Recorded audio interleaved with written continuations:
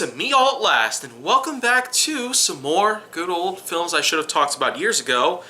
And now's the time where I actually go in to talk about the very roots of what the Legendary Pictures Monsterverse was all about at the time. The one big project that Legendary Pictures decided to do firsthand to basically create their own cinematic universe that was very akin to the then very popular Marvel Cinematic Universe, and also the rising Detective Comics Extended Universe, and so on and so forth. Even the Transformers Bayverse was still very successful throughout the mid-2010s. But if there is one big thing that I will certainly remember that Legendary and Warner were both able to bring us back in spring 2014, then it would be Godzilla 2014. The first ever incarnation of the Legendary Monsterverse itself. And of course, a reboot to the classic 1954 film. And the fact that it came out 60 years after the original, it's quite a way to bring a whole bunch of new generation viewers to the Godzilla film universe itself. Being as big as it could possibly get by this point, the Godzilla film universe was gigantic, giving us at least 30 different films to choose from Gojira, 1954, all the way up to, well, at the time the most recent one was pretty much Godzilla Final Wars. But since then there had been a few other incarnations of Godzilla being appeared on different sources of media out there. There was a bit of a cameo appearance on Sunset on 3rd Street. I can't really seem to forget the kind of translation that comes to that title. And then of course we can't forget the web series Monster Island Buddies, a new take on the acronym MIB. So anyone who's familiar with Men in Black, get ready. A second incarnation of the famous acronym MIB is, well, still around actually. Monster Island Buddies is still going strong right now, being on YouTube and all that good stuff.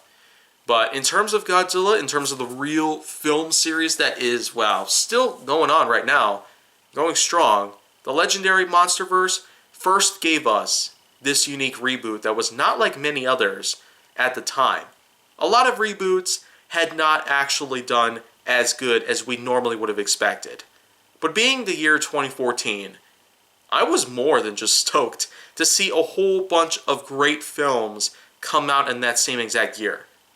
The ever so successful Transformers Age of Extinction came just a little while after Godzilla 2014's release in theaters.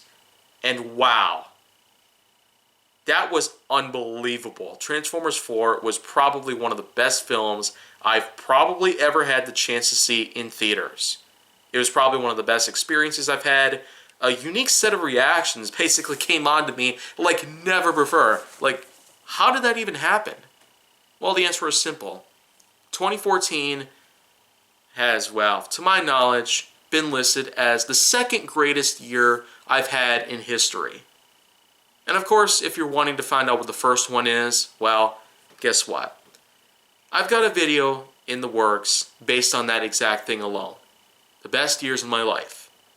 But going back to Godzilla 2014, of course we would get to see a lot of new Legendary Monsterverse films out there.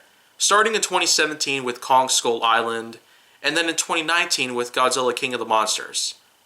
Which, of course, kind of seems to rip off the 1956 US release of Gojira, which was also called King of the Monsters at the time. So that's why I've just renamed it to Godzilla Long Live the King, as that's what the tagline says, pretty much. And then of course, in March 2021, we got Godzilla vs. Kong, the reboot to the original 1962 classic that was in fact the biggest box office success in Godzilla's film history of all time. And, well, you know what? Looking at the new version now, it's crazy. It seems to be getting a lot more attention nowadays. Lots more people have been talking about it. I tell you, I've come quite a long way since I first talked about that thing right there at the crack of dawn when I talked about it on YouTube. As soon as the dawn came up, I went ahead, woke up, scrolled through that entire film in just under a couple of minutes, just to at least get the details in my head right away. Of course, I was well, very careful not to spoil a lot of things out there. But hopefully, if you've seen that video, then you pretty much know exactly how I feel about the film right there. And well, looking back on Godzilla 2014, which came out 7 years ago, I tell you, lots of things have certainly changed. In culture, economics, and then of course we got to look at my own life, where I've already graduated high school, and I seem to be going in and out of certain things out here and there. College, jobs, etc. I seem to be getting myself on a good path. Although, considering what's been happening in recent years, the struggles are beyond real by this point. So, well, here's the thing though. Godzilla 2014, with its unique action, its rather charming cast, pretty much, and then of course its unique way of giving us a big story, a retelling of what the original Godzilla managed to give us. Godzilla fighting in Hawaii against a couple of new monsters known as Mutos, of which were, well, pretty much up against each other to begin with. Romantically, so to speak. I mean, that was kind of weird right there, but you know what? I kind of took it in when I first saw it. I was barely 15 years old at the time that it was out in theaters, and looking back at it, I tell you, I feel a whole lot different in just 7 years. Now I'm 22, I'm not only just old enough to fire a rifle, down an entire bottle of whiskey, and also drive my car as fast as it possibly can without crashing. There's been so many other things that have potentially changed. Not only with the fact that the MonsterVerse has been catching up to various other cinematic universes, including the MCU, DCEU, Bayverse, of Transformers, and etc., because, well, with a combined total of at least $2 billion, the legendary Warner MonsterVerse is certainly getting all the attention it possibly deserves. And I guess that's a lot of accomplishments that have been set upon in only 7 years. So, again, bravo to Legendary for just giving us pretty much what we want at this point.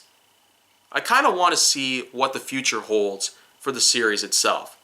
But as I've said before though, I actually will be talking about Kong Skull Island and Godzilla Long Live the King in other episodes, because you know what? I probably should have talked about them when they first came out, and more importantly at a time where they were still fresh in people's minds, but I'm going to get to them. And I've already tackled Godzilla vs. Kong. If you want to see that, then well, it's right where you can find it. Right here on the channel. And if you want to see more go down on the channel, then well, the score I give to Godzilla 2014 is 8.1, by the way, in case you thought I forgot about that. Yeah, 8.1 out of 10. Well, anyways, please like, subscribe, comment, follow me on social media, and stay on the Hollywood side.